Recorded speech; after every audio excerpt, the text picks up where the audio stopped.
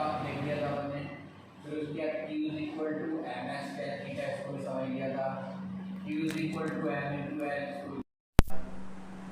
ठीक है। जो अल्फा बीटा गैमा की रिलेशन लिख लिया था अपन ने, ठीक है। Gamma real is equal to gamma apparent plus gamma glass लिख लिया था। Gamma P is equal to gamma V is equal to 1/273 पर डिग्री सेंटीग्रेड, ये भी अपन ने पढ़ लिया था, ठीक है। अरे बिना चलाइए,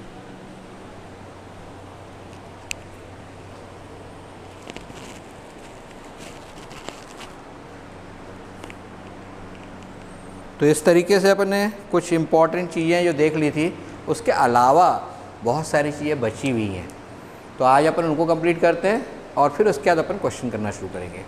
जैसे कि यदि एक रॉड है,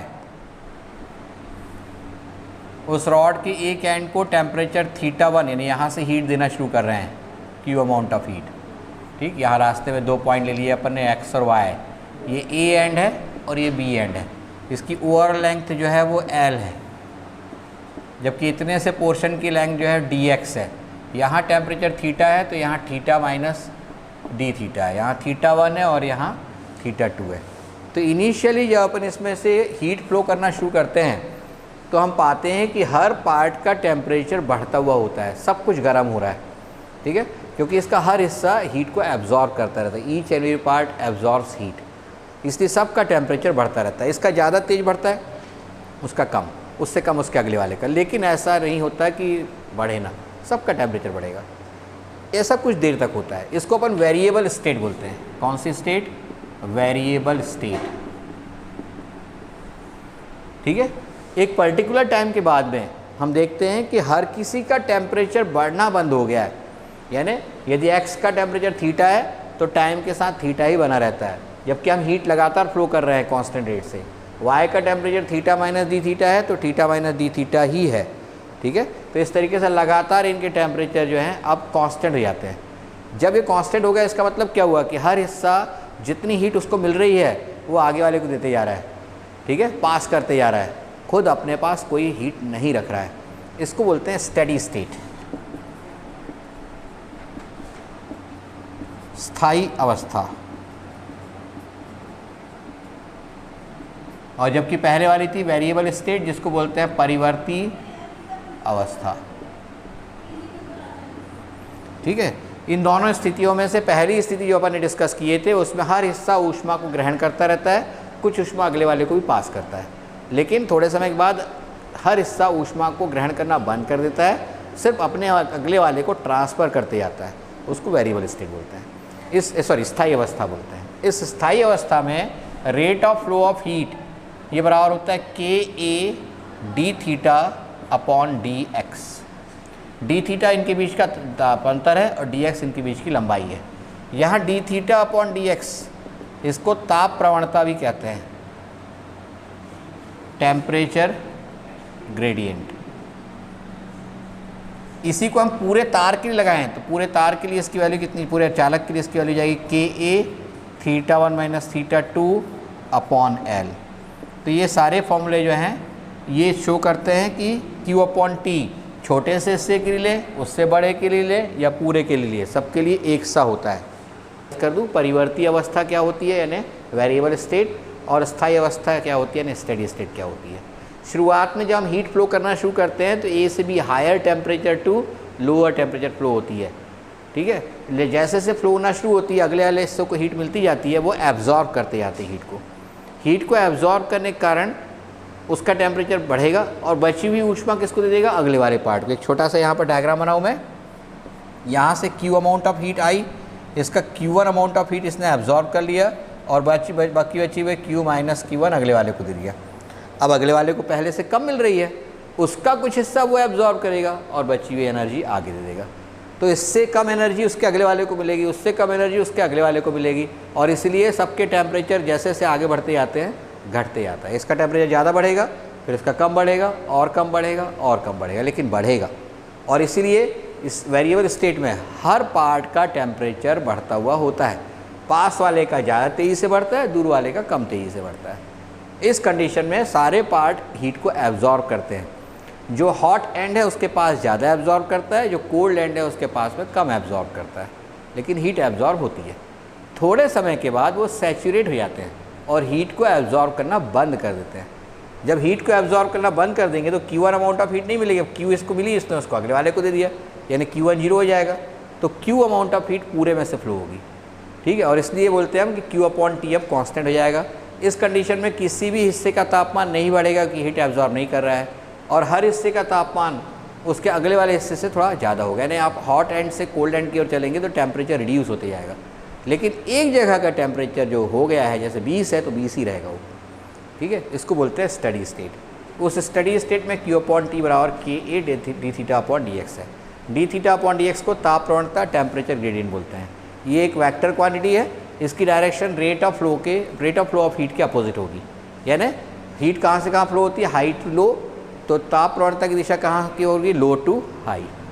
याद रहेगा, ये हो गया इसके बारे में, थर्मल कंडक्टिविटी के बारे में। इसका मात्रक निकाला जा सकता है यहाँ से। Q/T का मात्रक क्या हो जाएगा, वॉट या जूल पर सेकेंड,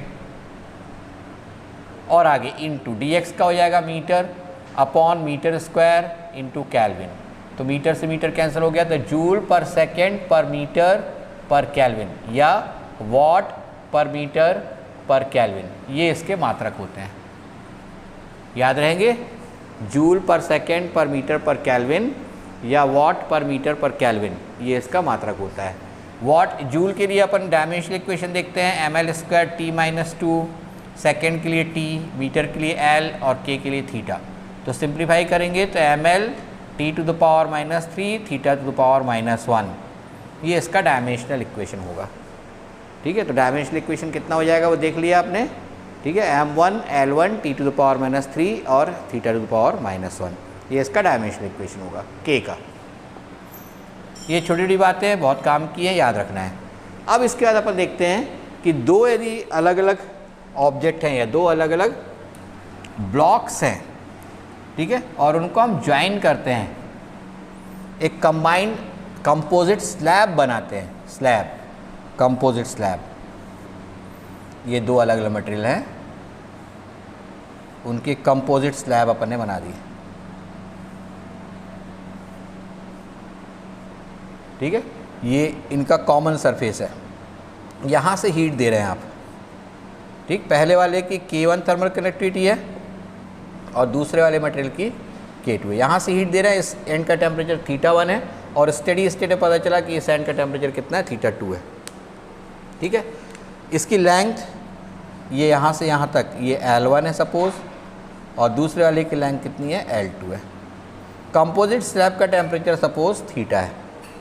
तो ऐसी कंडीशन में थीटा की value K1 θ1 upon L1 plus K2 θ2 upon L2 upon K1/L1 plus K2 upon L2 से निकालते हैं। ये किसकी वैल्यू होगी, थीटा की वैल्यू, यानी जो कॉमन सरफेस है उसका टेम्परेचर।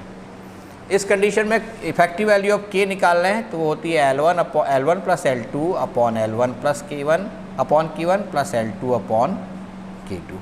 इससे किसकी वैल्यू निकालेगी, इसकी इक्विवेलेंट वैल्यू ऑफ K निकलेगी।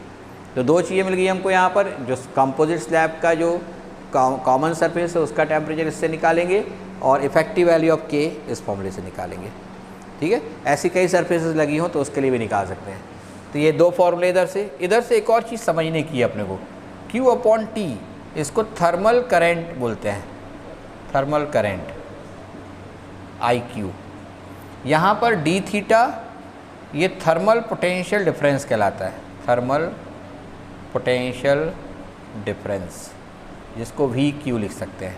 इसको रिप्लेस कर देंगे अपन यदि, तो IQ = KA/L इंटू VQ हो जाएगा, या VQ बराबर हो जाएगा L/KA इंटू IQ। तो ये जो अपन ने ब्रैकेट में लिखा हुआ है L/KA, इसको थर्मल रेजिस्टेंस बोलते हैं, थर्मल रेजिस्टेंस यानी RQ, ये थर्मल रेजिस्टेंस है। और 1/K ये थर्मल कंडक्टिविटी हो जाएगी, जिसको अपन रो से शो करते हैं या सिग्मा से। तो ये रेजिस्टेंस के फॉर्म में ओम्स लॉ के साथ में अपन इसको रिलेट कर सकते हैं, ओम्स लॉ के साथ में। तो ये चीज़ें लिखी गई हैं, 1 ब्लॉक 2 ब्लॉक 3 4, इन सबको अच्छे से नोट कर लें, ध्यान से देख लें, ठीक है। किसी कोई प्रॉब्लम हो तो पे कर रहे हैं इसको, लेकिन इसमें आपको स्क्रीन कैसी दिख रही है, आपकी साउंड क्वालिटी कैसी आ रही है, ये मुझे बताते जाएं, मैसेजिंग करते जाएं। बीच में यदि ब्लर होता है तो उसको थोड़ा सा आप फोकस करने की कोशिश करें, उसके लिए मैं कुछ नहीं कर सकता, ठीक है। लेकिन साउंड क्वालिटी हो सकता है माइक में कोई प्रॉब्लम हो रही हो तो मैं उसको ठीक कर सकता हूँ। बीच में मेरे चेहरे ब्लर होते हैं, ठीक है, तो थोड़ा सा उसको ध्यान दे दें, ज़्यादा टेंशन ना लें। शाम को 6 बजे के बाद ये वीडियो अपलोड हो जाएगा यूट्यूब पर, सेम वीडियो, ठीक है। तो उस समय आप लोगों को यदि कोई दिक्कत अभी जा रही हो तो उस समय आप फिर से देख सकते हैं उसको, ठीक है। किसी ने कोई मैसेज भेजा है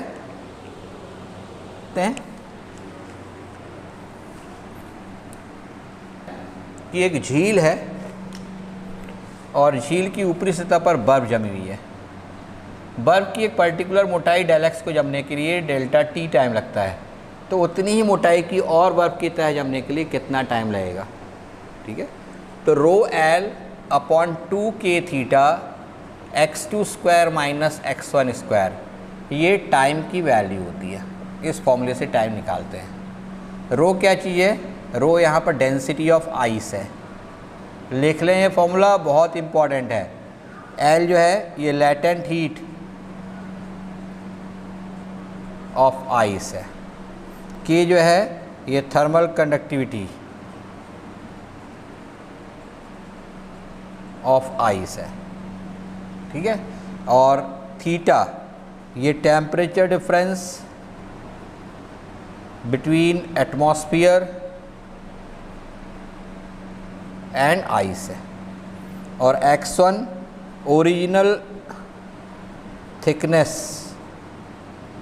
ऑफ आइस है, और x2 ये फाइनल थिकनेस ऑफ आइस है। ये बिल्कुल नया फॉर्मूला है आपके लिए, लेकिन चूंकि मुझे क्वेश्चन दिखाई दिया था पिछले साल आया हुआ है, इसलिए मैंने आपको फॉर्मूला बता दिया, ठीक। अब आपने को उसने दिया हुआ है कि 0 से 1 मिलीमीटर को जमने में 1 घंटा लगता है, तो 1 mm से 2 mm होने में कितना टाइम लगेगा, इस तरह के क्वेश्चन आते हैं। तो आपको दिख रहा है यहाँ पर कि टाइम t जो है ये प्रोपोर्शनल है किसके, x2 square minus x1 square के। तो t1 upon t2 is equal to x2 कितना हो गया 1 स्क्वायर, और ओरिजिनली कितना था 0 स्क्वायर। बाद में t2 में क्या हो जाएगा 2 स्क्वायर माइनस 1 स्क्वायर। t1 की वैल्यू 1 आवर दी है और t2 निकालना है, तो 1 अपॉन 3 हो जाएगा।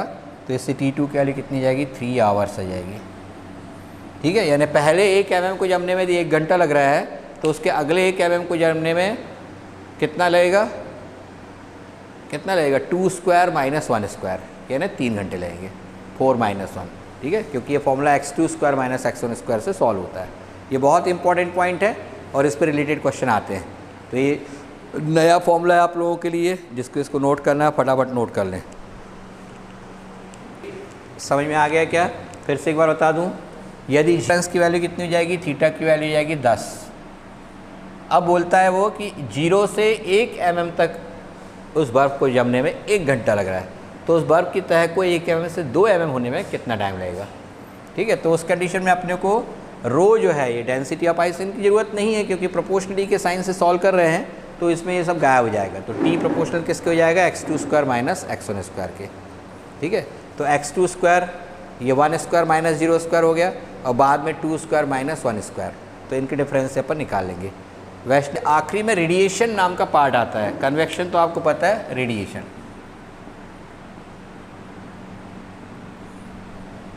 ठीक है। रेडिएशन में सबसे पहले जो आप सीखते हैं वो किसका लॉ है, ये एक छोटा सा ग्राफ समझा दूं, उससे सारी चीज़ें अपन समझ लेंगे।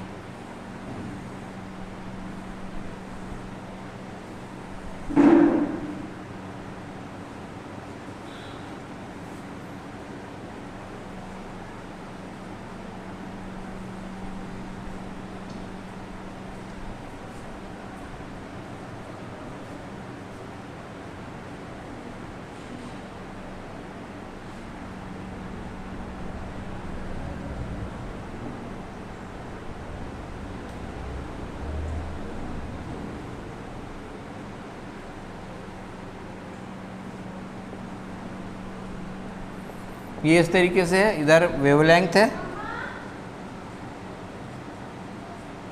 ठीक। यहाँ पर energy emitted from unit area in 1 second, ठीक है, यानी इसका वाट पर मीटर स्क्वायर ये मात्रक रहेगा, ठीक है। Heat emitted from unit area in 1 second, और ये हो जाएगा वेवलेंथ, ठीक है। ये प्रिंगहाइम और ल्यूमर, ये 2 साइंटिस्ट थे, उन लोगों ने प्रैक्टिकल किया था। इसको एनर्जी डिस्ट्रीब्यूशन कर्व बोलते हैं, ऐसा मधुर मुझे बता रहा है, थैंक यू। तो ये एनर्जी डिस्ट्रीब्यूशन कर्व है विथ रिस्पेक्ट टू वेवलेंथ। शुरुआत में जब टेम्परेचर वेरी हाई था T1 is greater than T2 is greater than T3, तो हम देखते हैं कि शुरुआत में जैसे जैसे वेवलेंथ बढ़ती है उसके करस्पॉन्डिंग एनर्जी की वैल्यू भी बढ़ती जाती है। एक पर्टिकुलर वेवलेंथ लैम्डा m1 पर एनर्जी की वैल्यू मैक्सिमम है em1। उसके बाद और यदि वेवलेंथ बढ़ाते जाते हैं ना, आपको पता होना चाहिए कि एक ब्लैक बॉडी है, तो ब्लैक बॉडी से ऐसा नहीं है कि एक पर्टिकुलर वेवलेंथ की ही वेव निकलती है, सारी वेव्स निकलती हैं 0 से लेके इनफाइनाइट वेवलेंथ तक। अब हम उन्हीं की हर वेवलेंथ के रिस्पेक्ट में एनर्जी निकाल रहे हैं, ठीक है। तो पर्टिकुलर जैसे जैसे वेवलेंथ इंक्रीज़ होती जाती है उसके करस्पॉन्डिंग एनर्जी बढ़ती है। एक पर्टिकुलर वेवलेंथ पर एनर्जी की वैल्यू मैक्सिमम हो जाती है, और उसके बाद फिर और यदि वेवलेंथ बढ़ें तो वेवलेंथ बढ़ने पर अब एनर्जी कम होने लगती है। यानी हर कर्व पर एक पीक वैल्यू, पीक पॉइंट मिलता है। जैसे यहाँ पर ये पीक पॉइंट A है, इस पर एक पीक पॉइंट B है, और इस पर एक पीक पॉइंट C है। ये A ऊपर वाला बना हुआ है very high temperature T1 kelvin पर। थोड़ा कम टेम्परेचर करने के बाद हमको पता चलता है कि कर्व का शेप तो वही रहता है, साइज़ में थोड़ा चेंज आता है, साइज़ कम हो जाता है उसका, और वो राइट साइड डाउनवर्ड शिफ्ट हो जाता है, ठीक है। और टेम्परेचर रिड्यूस करते हैं तो और राइट साइड डाउनवर्ड शिफ्ट हो जाता है, और हमको जो पीक वैल्यू के करस्पॉन्डिंग वेवलेंथ मिलती है lambda m1, lambda m2, lambda m3, उसमें lambda m1 is less than lambda m2 is less than lambda m3 होता है, ठीक है। तो इससे कई चीज़ें निकली जो अलग अलग लॉज में बनी, और लॉज को मैं लिखते जा रहा हूँ और कैसे आई उनको बताते जा रहा हूँ, समझाते जा रहा हूँ कि लैम्डा m प्रोपोर्शनल 1/T है, ठीक है। आप देख रहे हैं कि टेम्परेचर यदि रिड्यूस कर रहे हो तो वेवलेंथ इंक्रीज़ होती जा रही है, और वीन ने बाद में शो किया कि ऐसा, वीन्स लॉ, उसने शो किया कि लैम्डा m और T एक पर्टिकुलर तरीके से चेंज होते हैं, और lambda m is inversely proportional to absolute temperature of the body. Lambda m into T is equal to B होता है, B यहाँ कहलाता है Wien's constant, and its value is 2.87 into 10 to the power minus 3 metre into kelvin. ये definite value होती है किसकी, B की, 2.87, ठीक है, into 10 to the power minus 3 metre into kelvin. इसके बाद उसने ये भी देखा कि इसमें जो एरिया होता है, इसका एरिया, वो एरिया किसको शो करता है, total amount of heat emitted by the object. तो टोटल अमाउंट ऑफ हीट जो किसके इक्वल होगा, Em इंटू लैम्डा m के बराबर होगा, which is equal to area enclosed by the curve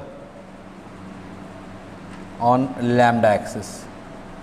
उसने ये भी बताया कि Em जो है वो प्रोपोर्शनल होता है किसके, 1/λm टू द पावर 5 या T टू द पावर 5 के। यानी टेम्परेचर बढ़ाते जाएंगे तो करस्पॉन्डिंग वैल्यू ऑफ Em ये इंक्रीज़ होती जाती है। यहाँ से अपन देखें तो अमाउंट ऑफ हीट एमिटेड ये प्रोपोर्शनल होगी 1/λm टू द पावर 4 या प्रोपोर्शनल होगी T टू द पावर 4 के। That means total amount of heat radiated by that object from its unit area in 1 second is directly proportional to 4th power of its absolute temperature. कौन सा rule है ये rule कहलाता है Stephen's law, ठीक है। E proportional T to the power 4, we call it Stefan's law, ठीक है।